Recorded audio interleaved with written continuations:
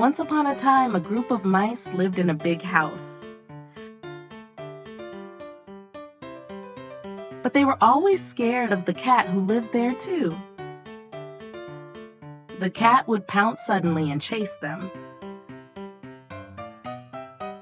The mice held a meeting to find a solution.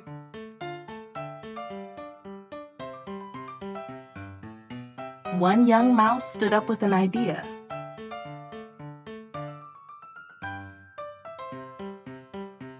"Let's put a bell around the cat's neck," he said. "Then we'll hear it coming and run away."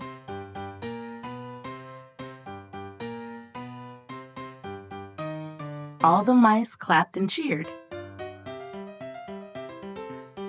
They were excited about the brilliant plan. Then an old wise mouse asked a question. "But who will put the bell on the cat?" The room became very quiet.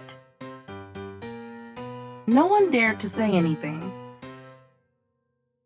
Even the brave ones looked down. They realized it was a good idea, but no one could actually do it. Kids, did you notice? The mice had a clever plan. But sometimes good ideas are hard to do. Planning is important, but action matters too. It's okay to ask for help with big problems. Sometimes being brave means doing the hard thing.